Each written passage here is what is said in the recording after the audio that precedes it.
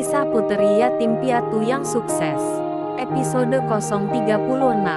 Setelah ia berpikir, akhirnya Bapak Direksi memanggil kepala bagian protokol, yaitu anak keponakannya sendiri, yang direkomendasikan oleh bos untuk diganti, walaupun tidak dipecat.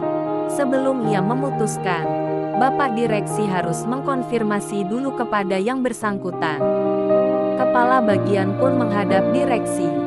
Bapak Direksi menanyakan apa kesalahan yang Anda perbuat, hingga bos besar memberikan surat rekomendasi agar posisi Anda diganti. Kalau Anda masih mau bekerja di sini, jabatan Anda diturunkan menjadi staf, kata Bapak Direksi. Saya tidak bisa mempertahankan Anda. Surat rekomendasi ini tetap saya jalankan. Apa sebenarnya kesalahan yang telah Anda perbuat? Tanya Bapak Direksi. Tetapi Robi masih diam saja, hingga membuat atasannya emosi. Karena tidak ada jawaban, akhirnya ia menyuruh Robi untuk balik ke ruangannya. Karena tidak ada jawaban, ia masih penasaran dan belum puas kalau tidak mengetahui penyebab bos besar marah kepada keponakannya itu. Pada akhirnya Bapak Direksi mencoba menanyakan langsung kepada atasannya. Namun Meizi hanya bilang laksanakan saja surat yang saya berikan tadi. Kalau Bapak mau tahu masalahnya tanyakan saja pada Robi. Mendengar apa kata atasannya, Bapak Direksi tidak berani lagi menanyakannya. Hari itu, Bapak Direksi belum memberikan surat keputusan pergantian kepala bagian protokol. Rencananya besok, bersamaan dengan surat keputusan pengangkatan kepala bagian yang baru. Dengan posisi serba salah, dan titik permasalahannya belum tahu. Pulang dari kantor hari itu juga, ia menemui Robi di rumahnya. Karena ia merasa tidak enak kepada orang tuanya Robi. Sebab kakak iparnya, takut ia disalahkan dan tidak bisa memperjuangkan keponakannya sendiri. Akhirnya sebelum pulang ia mampir dulu ke rumah orang tua Robi. Di sana mereka bertemu dan bisa leluasa untuk ngobrolnya.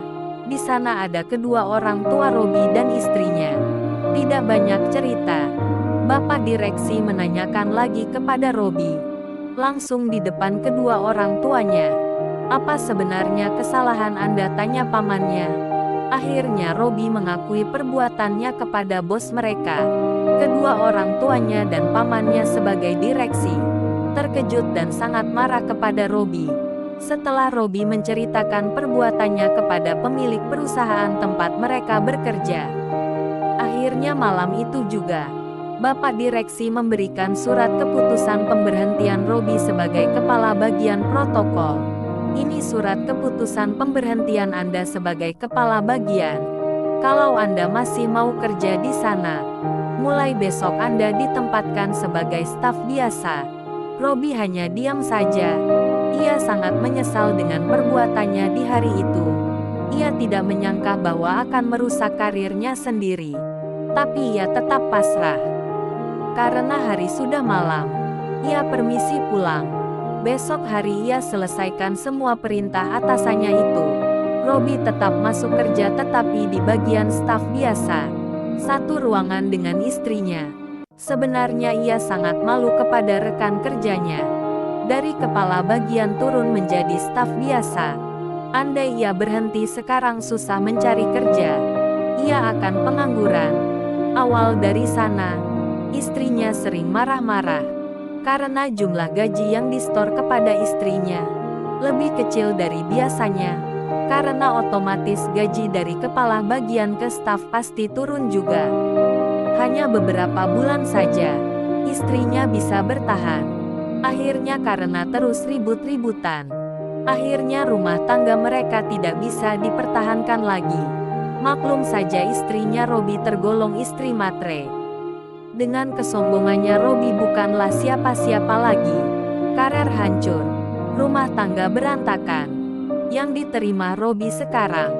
Hari itu juga Meizi dapat kabar dari Deki bahwa ia sudah mulai masuk kerja.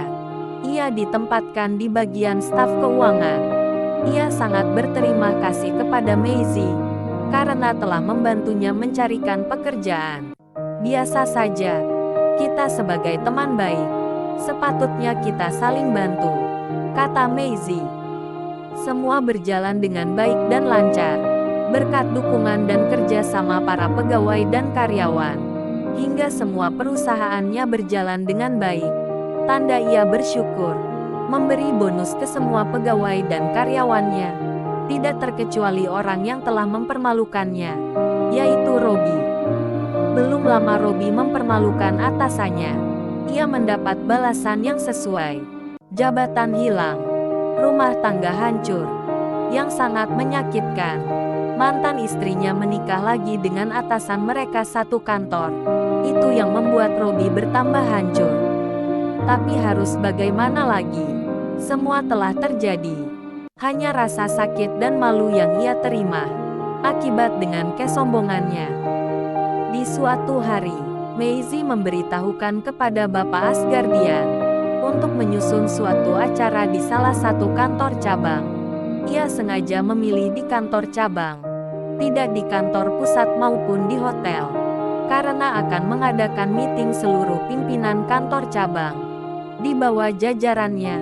Semua nanti kirim undangan, karena nanti akan hadir banyak bos-bos dari perusahaan mitra kita, papar Maisie, karena Bapak Asgardian sebagai penanggung jawab semua yang turun dari perintah pemilik perusahaan yaitu Maisie. Maka Bapak Asgardian harus cepat tanggap. Persiapan demi persiapan sudah selesai. Ia melaporkan kepada atasannya. Semua sudah siap. Maisie hanya bilang acaranya besok pagi tepat pukul 14.30 acara akan dimulai. Abis Maisie menghubungi Bapak Asgardian. HP-nya berdering, karena HP masih dipegang. Ternyata yang memanggil tidak ada nama. Nomornya nomor luar negeri. Sebelum ia menerimanya, Maisie masih sempat berpikir siapa yang menelponnya. Karena mungkin terlambat menekan tombol oke hubungan telepon terputus. Ia berharap akan menelpon kembali. Sudah berapa menit? HP-nya hanya diam saja. Maisie masih penasaran siapa yang menelponnya. Akhirnya nomor tersebut menelpon kembali. Ia langsung menerimanya. Maisie baru mengucapkan kata halo. Terima kasih Anda selalu tetap setia menonton video ini. Tonton terus video selanjutnya hanya di Rafflesia Channel, agar tidak ketinggalan setiap video yang terupdate terbaru. Jangan lupa di like, share dan subscribe.